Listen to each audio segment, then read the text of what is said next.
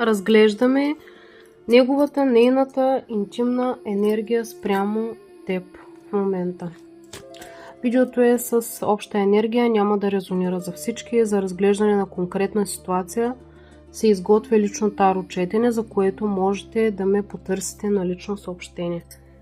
Така, нека да видим в каква енергия е той и тя спрямо теб в този момент.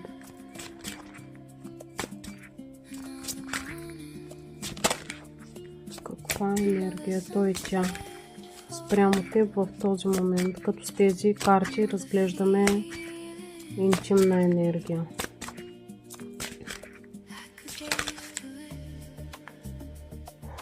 Така. Тук виждаме, че има разстояние. Има разстояние между вас. Картите говорят за това, че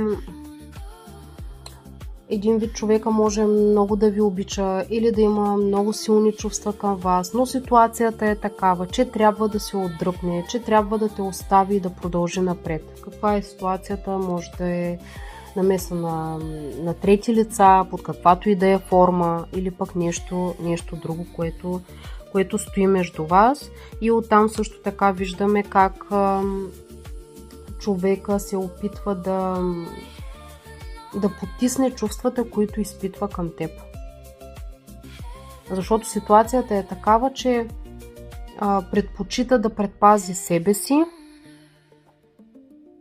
освен това, че трябва да те остави да продължи напред. Опитва се също така да предпази себе си и да потиска чувствата, защото тия чувства, ако растат и им дава поле за изява, така нещата ще са още по-зле. Тоест, казва следното. Ситуацията е такава, че не можем да сме заедно,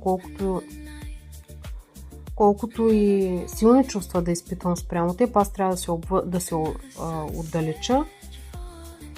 Не може да сме заедно, затова и стоя дистанциран, затова и не показвам какво изпитвам, но същевременно изпитва ревност. Възможно е да се чуди къде си, с кого си, дали се занимаваш с друг човек, дали има друг човек в твоето полезрение и така нататък. Има много силно привличане, което изпитва. Между вас има огромна химия. Много голяма химия има между вас и силно привличане. Но и ситуацията е такава, че той бяга и не изразява чувствата си.